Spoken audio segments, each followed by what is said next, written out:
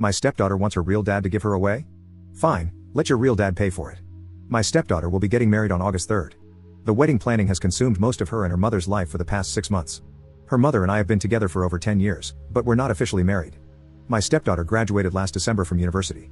I paid for her to go to college, though it was a state school, it still cost $40,000. She does not have a job and has been living with us for the duration of her college career and since her graduation. I also bought her a car to get back and forth from school when she finished high school. From time to time, her deadbeat father would pop into her life, and she would fawn all over him. Although he has not contributed a cent to her education or paid any child support, though that is my girlfriend's fault, as child support was not part of the settlement, she still loves him and wants him in her life.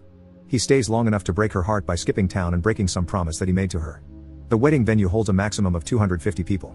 I provided them with a list of 20 people that I wanted invited, since I was paying for everything. They assured me that it was no problem and that they'd take care of it.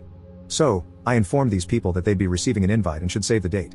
On Saturday, I saw one of my friends on this list at the golf course and asked if he was coming. He told me that he wasn't invited.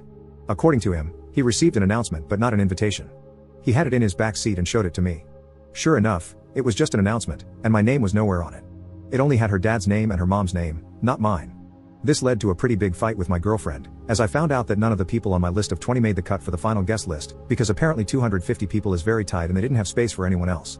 I was upset, but there wasn't much I could do since the important people in my life had already been offended. My girlfriend said, if some people didn't RSVP, I might be able to get a couple of people in. But that is the ultimate slap in the face, in my opinion. So, I was boiling on Saturday. Yesterday, we had a Sunday dinner with the future in-law's family, us, and a surprise guest, the real dad. During this little dinner, my stepdaughter announced that her real dad was going to be able to make it to her wedding and that now he'd be able to give her away. This was greeted with a lot of applause from everyone. I don't think I have ever felt so angry and disrespected. I was shaking. I took a few seconds to gather my composure because I honestly wasn't sure if I would cry or start throwing punches or both. Once I was sure I'd be able to speak, I got up from my chair and said I'd like to make a toast. I can't remember exactly what I said, but the gist of it was this. I'd like to make a toast. The sound of spoons against glasses rings in my ears.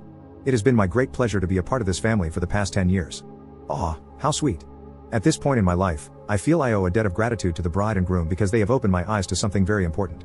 Confident smiles are exchanged. They have shown me that my position in this family is not what I once thought it was. Now a glimmer of confusion and shock begins to spread on the faces in the room. Though I once thought of myself as the patriarch or godfather of the family, commanding great respect and sought out for help in times of need, it seems instead that I hold the position of an ATM, good for a stream of money, but not much else.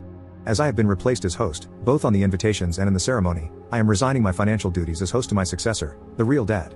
So cheers to the happy couple and the path they have chosen. I finished my drink. You all can let yourselves out. Is this selfish? Am I supposed to shell out 40 to 50 grand for a wedding that I can't invite anyone to? That I am not a part of? I'm so done with this crap.